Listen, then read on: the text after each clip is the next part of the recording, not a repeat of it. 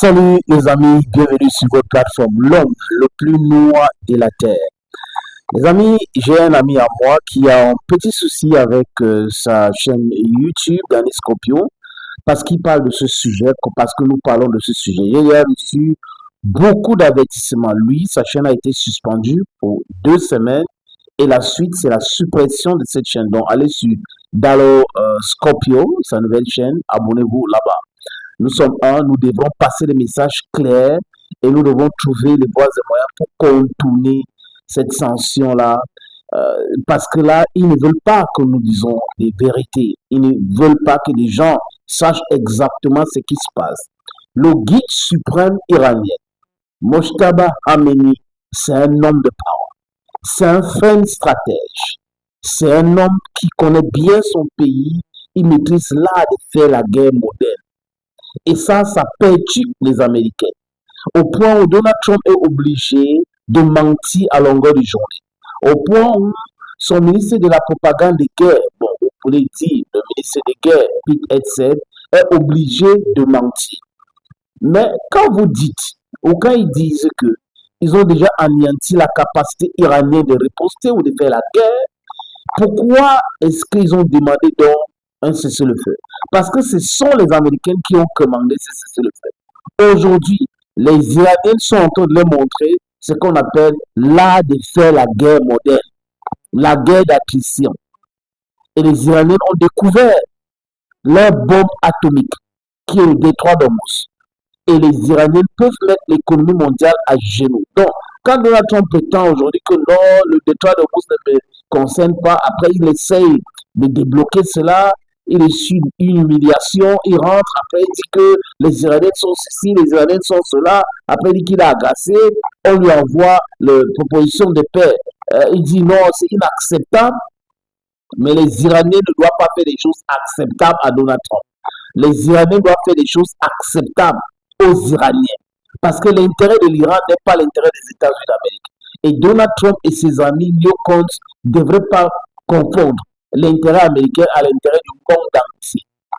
Les amis, je sais que ce que je suis en train de dire peut me valoir des suspensions, l'avertissement, mais de toutes les façons, vous qui tombez sur ça, partagez, partagez, partagez. Et à tout moment, si nous sommes suspendus, nous allons venir avec d'autres plateformes annoncer nos nouvelles chaînes, comme mon ami Danny Scorpion. Je vais vous faire écouter cet extrait pour comprendre ce qui se passe dans la tête de ces gens-là. Ça ne va pas bien. Rien ne va. Rien ne va. Donald Trump est en train d'aller en Chine pour rencontrer le président chinois. Il va aller commander l'influence chinoise auprès de l'Iran, mais devant la presse, il fait comme si non, non, non, ne veut pas impliquer la Chine, non, non, la Chine n'a pas, non, non, non. Alors qu'il supplie Moscou, il supplie la Chine au même moment. Mais la mauvaise nouvelle pour Donald Trump, c'est quoi? C'est que les autorités iraniennes, le guide suprême iranien, est là pour l'intérêt des Iraniens. Regardez-moi les gens, regardez-moi les gens. Les États-Unis disent, on négocie et on met l'entité dedans. Ils mettent l'entité qui est une grande base militaire américaine créée en 1948. Mais quand les Iraniens veulent mettre le Hezbollah, les Houthis, le Hamas dans les négociations, non, non, non, non, vous devez enlever vraiment ce groupe-là, vraiment. Mais c'est incroyable. Les Iraniens peuvent aussi parler de l'entité. Au point de vue du droit international, l'entité ne respecte rien. Donc, chacun a ses soutiens au Moyen-Orient.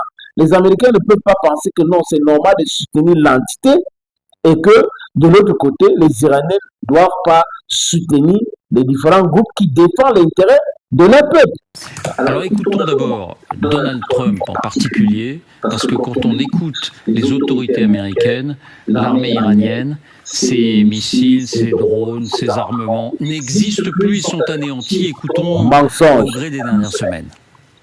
That the United States is decimating the radical Iranian regime's military in a way the world has never seen before.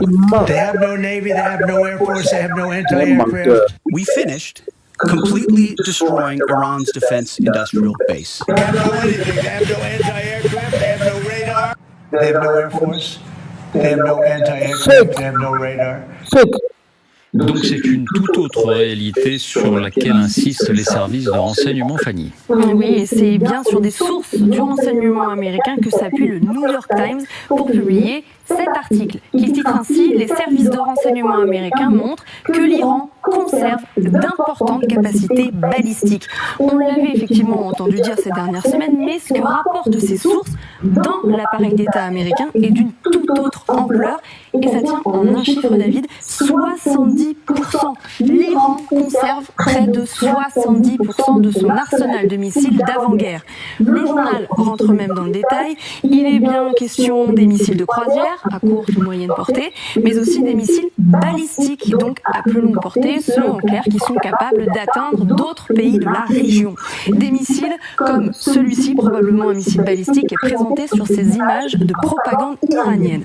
Alors Pas la comment propagande, communication. Principalement par l'existence de ces stocks enfouis dans ces hangars souterrains, des dizaines et des dizaines de missiles empilés comme sur ces images. Le renseignement américain a épluché les rapports, examiné les images satellites. Il est formel. 90% de ces installations souterraines sont au moins partiellement, si ce n'est entièrement opérationnelles.